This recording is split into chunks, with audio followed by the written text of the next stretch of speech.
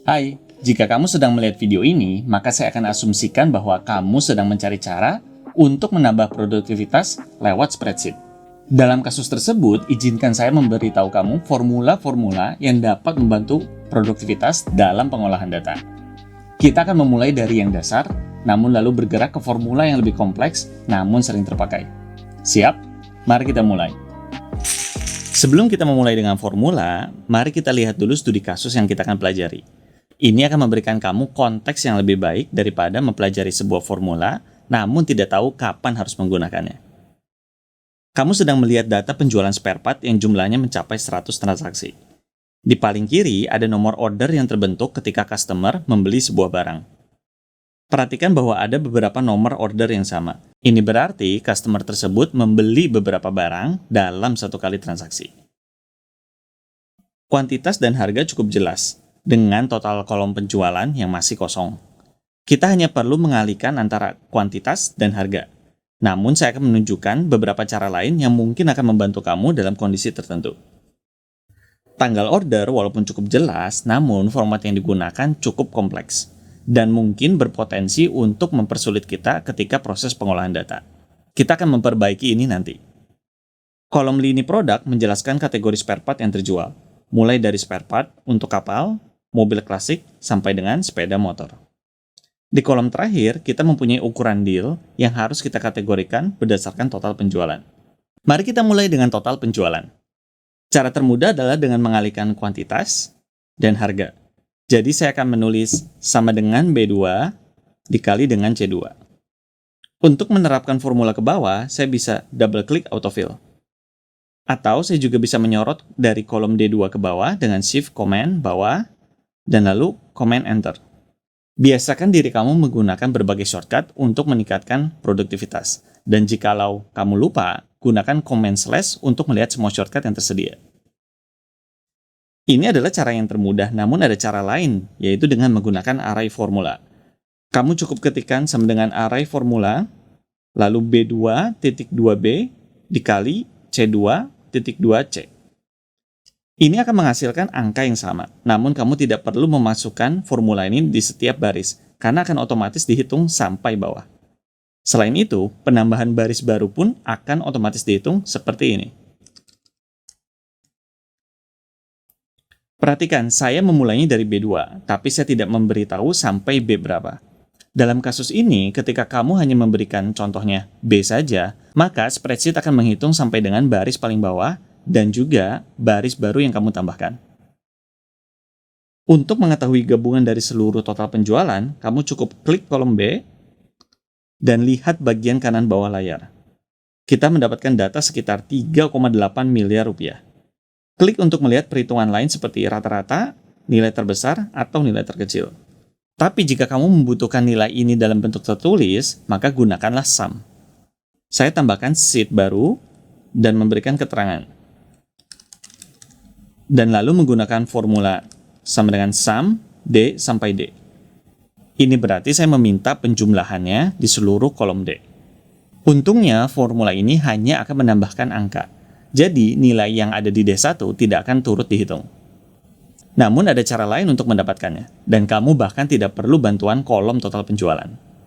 Gunakan sama dengan sum product, lalu referensikan kuantitas, koma, dan lalu harga, dan kamu akan mendapatkan hasil yang sama, dan jauh lebih cepat karena tidak perlu membuat total penjualan. Saya akan mengubah formatting sehingga formatnya sama dengan sel di atas. Sekarang, mari kita kembali ke sheet sales data. Data tanggal order yang kita punya sedikit kompleks karena kita langsung dapatkan dari sebuah sistem penjualan. Ada kemungkinan besar Google tidak dapat mengenalinya, dan ini akan mempersulit kita ketika pengolahan data. Ada beberapa cara untuk mengujinya. Yang pertama adalah dengan menambahkannya dengan 1. Saya akan ciptakan kolom baru di sebelahnya.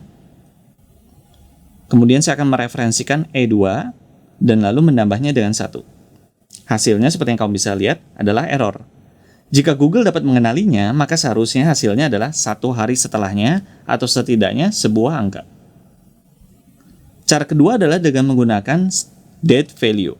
Sama dengan date value E2. Lagi-lagi hasilnya error. Jadi yang perlu kita lakukan sekarang adalah melakukan rekonstruksi data dan membuatnya menjadi format yang dikenali oleh Google. Saya akan membutuhkan 3 kolom tambahan. Jadi mari saya tambahkan terlebih dahulu. Kemudian saya akan memberi nama kolomnya tahun, bulan, dan tanggal. Tahun berada di sebelah kiri sepanjang 4 digit. Jadi saya akan menggunakan formula left. Sama dengan left, referensikan tanggalnya, dan koma 4. Saya klik 2 kali autofill sehingga tidak perlu repot mengisi satu persatu. Oke, selanjutnya bulan. Bulan berada di tengah-tengah, mulai dari karakter ke-6 sepanjang 2 karakter. Jadi saya akan pakai sama dengan mid, referensi tanggalnya, koma 6, koma 2. Dan kita akan mendapatkan bulannya. Hari sama saja dengan bulan, hanya saja dimulai dari karakter ke-9 sepanjang 2 karakter. Jadi saya akan menggunakan sama dengan mid, referensi tanggal, koma 9, koma 2. Kamu juga dapat menggunakan right untuk mengambil karakter dari kanan dengan format yang sama persis dengan left. Tapi kita tidak akan membutuhkannya sekarang. Untuk membentuk tanggal yang dapat dikenali oleh Google, kita dapat menggunakan formula date. Mari kita gunakan formulanya. Sama dengan date, lalu referensikan tahun, koma bulan, dan lalu tanggal. Saya akan copy tanggal yang sudah diperbaiki ini ke kolom E dengan copy value only. Sehingga nilai yang di-copy hanya nilainya saja, tidak termasuk dengan formula. Jangan khawatir jika formatnya berubah. Kita selalu dapat mengubahnya kembali dengan date formatting. Saya akan hapus kolom yang sudah tidak terpakai. Sekarang, mari kita uji kembali data kita. Tambahkan dengan 1, dan otomatis muncul 1 hari sesudahnya. Sama dengan date value, kita juga akan mendapatkan nilai. Memastikan setiap tanggal yang ada dapat dikenali oleh Google atau Excel adalah langkah yang sangat penting. Jika tidak, ini akan mencegah kita melakukan pengolahan data, seperti memunculkan penjualan yang terjadi di bulan Januari saja. Kolom kosong terakhir yang harus kita isi adalah ukuran deal. Kita akan mengisinya dengan ketentuan seperti ini. Jika di bawah 40 juta, maka kita sebut sebagai deal kecil. Jika berada di antara 40 dan 100 juta, kita sebut sebagai deal sedang. Di atas itu, kita sebut sebagai deal besar. Dari beberapa cara yang ada, kita akan mencoba cara dengan menggunakan formula if. Mari saya tunjukkan caranya.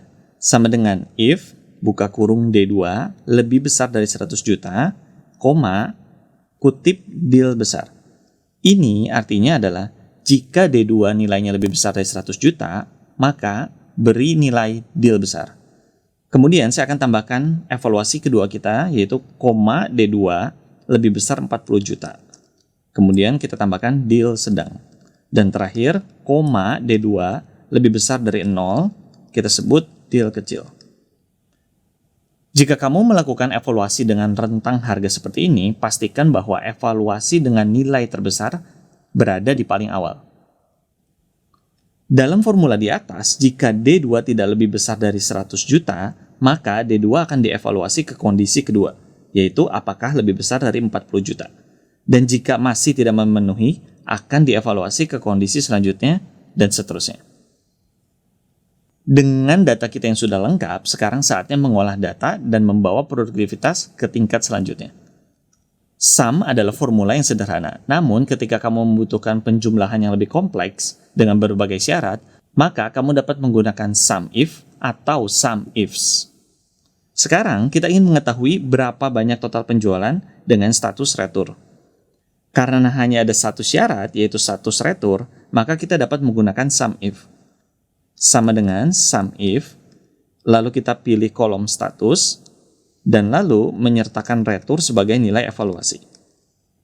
Kemudian, koma, dan lalu kolom mana yang akan dijumlahkan jika evaluasinya terpenuhi. Jika evaluasi yang kamu butuhkan lebih dari 1, maka kita dapat menggunakan sum ifs dengan S di belakangnya. Contohnya adalah grand total penjualan spare part untuk motorcycle dengan status terkirim. Kita akan gunakan sama dengan sum ifs, dimulai dari kolom yang akan dijumlahkan, lalu diikuti dengan syarat pertama, yaitu statusnya terkirim. Dan lalu spare part untuk motorcycle. Selain sum yang harus kamu kuasai, terdapat juga count yang berfungsi untuk menghitung berapa kali perulangan yang terjadi. Sebagai contoh, ada berapa transaksi dengan status dalam proses. Saya akan menggunakan count if, dan lalu mereferensikan kolom status dan memberikan syarat dalam proses. Saya mendapatkan 8 transaksi dengan status dalam proses. Jika lebih dari satu kondisi, gunakan count ifs dengan S di belakangnya. Mari cari tahu ada berapa transaksi dalam kategori deal sedang untuk kategori vintage cars dengan status terkirim. Sama dengan count ifs, lalu referensikan spare part sales data kolom I dengan syarat deal sedang, lalu kolom G dengan syarat vintage cars, dan terakhir kolom F dengan syarat terkirim. Dan kita sudah selesai. Dua formula terakhir yang kamu harus tahu adalah VLOOKUP dan pivot table. Jika kamu belum familiar dengan dua formula ini, maka sebaiknya kamu memperhatikan dengan seksama bagian ini. Kita perlu menghubungi semua pembeli dengan status retur. Untuk mempermudah kita akan menambahkan nomor telepon di samping kanan nama pembeli. Kita akan menggunakan formula VLOOKUP, kemudian referensikan H2, dan lalu referensikan sheet database customer, dan mengisikan kolom 2 dan false. Otomatis nomor telepon sudah akan diisi oleh spreadsheet. Jangan khawatir jika kamu tidak mengerti apa yang baru terjadi. Mari kita lihat formulanya lebih mendalam. Fungsi dari VLOOKUP adalah mengembalikan sebuah nilai jika ditemukan kecocokan. Cara membaca VLOOKUP adalah cari apa, di mana, dan jika ditemukan, kembalikan kolom keberapa. Mari kita lihat lagi formula yang tadi saya gunakan. Cari apa? Cari PT Anugrah Parmindo Lestari. Di mana? Di sheet database customer. Dan jika ditemukan, kembalikan kolom keberapa. Saya menggunakan kolom kedua karena nomor telepon adalah kolom kedua. Saya menyertakan false di paling akhir untuk memastikan saya mendapatkan nilai yang sama persis. Karena jika tidak, maka spreadsheet akan mencoba untuk mencari nilai yang terdekat. Kamu bisa mendapatkan data yang salah jika terdapat dua perusahaan dengan nama yang mirip. Jadi pastikan kamu menyertakan false di akhir untuk mendapatkan data yang paling akurat. Sekarang yang perlu kita lakukan adalah menyalakan filter dan lalu memilih retur. Sehingga kita bisa melihat pembeli yang melakukan retur dan nomor telepon mereka secara langsung. Kita sudah sampai di bagian terakhir dari video ini, dan saya sudah menyimpan bagian terbaiknya. Dengan semua data ini, kita ingin melihat penjualan per lini produk dari bulan ke bulan. Dengan pivot table, ini dapat kita selesaikan dalam 10 detik saja. Mari kita lihat bagaimana caranya. Pertama, saya akan memilih semua data dengan Ctrl A, dan lalu menggunakan pivot table. Di bagian kolom akan saya taruh tanggal order. Di bagian row akan saya masukkan lini produk. Terakhir, di value akan saya taruh total penjualan. Karena saya ingin melihat datanya bulan per bulan, maka saya akan lakukan grouping di bagian tanggal order. Saya akan memilih year month, dan laporan yang saya butuhkan sudah selesai. Saya bisa melihat pergerakan setiap lini produk dari bulan ke bulan. Mari kita coba sekali lagi. Saya ingin melihat siapa customer yang membeli paling banyak selama tahun 2019. Cara awalnya sama, sorot semua data, lalu gunakan pivot table. Di bagian row, saya akan menaruh nama pembeli. Di bagian kolom, saya gunakan tanggal order. Untuk value, saya akan isikan total penjualan. Sekali lagi, saya akan lakukan grouping year month. Hampir selesai, namun data dari sebelum 2019 masih muncul. Saya akan menambahkan filter tanggal order dan hanya memunculkan yang memiliki nilai 2019 saja. Langkah terakhir, saya akan mengurutkan berdasarkan total penjualan. Sekarang, saya mempunyai laporan yang saya butuhkan dan dapat melihat customer siapa saja yang membeli paling banyak di tahun 2019. Bagaimana? Apakah kamu belajar hal yang baru? Saya juga menyertakan spreadsheet untuk kamu latihan. Silakan klik link yang ada di bagian deskripsi dan pastikan kamu membuat kopiannya. Dengan menguasai formula di atas, kamu seharusnya dapat mengerjakan permasalahan spreadsheet sehari-hari dengan cukup optimal. Namun, ada banyak hal lain yang spreadsheet dapat tawarkan. Jika kamu ingin meningkatkan skill spreadsheet kamu ke level selanjutnya, maka klik link di bawah ini untuk mempelajari mengenai kelas spreadsheet untuk profesional.